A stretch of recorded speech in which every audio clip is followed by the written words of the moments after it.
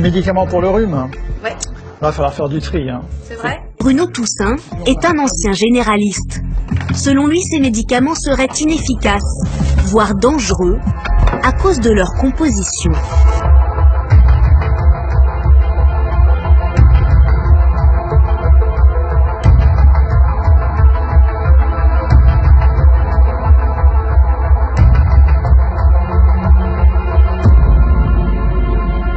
Si on prend le paracétamol, ça va calmer un peu la fièvre si on a beaucoup de fièvre. Mais en général, dans le rhume proprement dit, ça va pas très loin. Et puis alors, il y a un deuxième médicament là-dedans, pseudoéphédrine. Alors ça, pseudoéphédrine, c'est ce qu'on appelle un vasoconstricteur. C'est un médicament qui a tendance à resserrer les vaisseaux.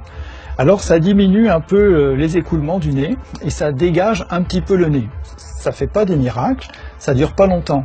Et puis surtout le problème bien sûr c'est que c'est pas spécifique du nez du tout. C'est un médicament en comprimé qui fait de l'effet sur l'ensemble du corps. Donc ça a tendance à augmenter la tension artérielle et ça peut resserrer d'autres vaisseaux que ceux du nez, par exemple ceux du cœur ou ceux du cerveau. Ces effets secondaires sont bien signalés sur les notices. Risque d'accidents vasculaires cérébraux, d'hypertension artérielle et même d'infarctus du myocarde. Les plus graves sont causés par ces vasoconstricteurs comme la pseudoéphédrine, une molécule présente dans la composition d'un médicament anti-rhume sur 2.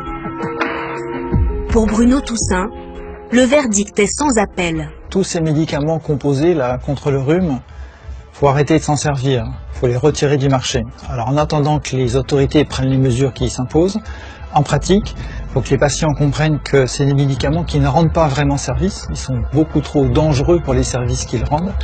Il faut que les médecins le sachent aussi, heureusement il y en a qui s'informent, et les pharmaciens également.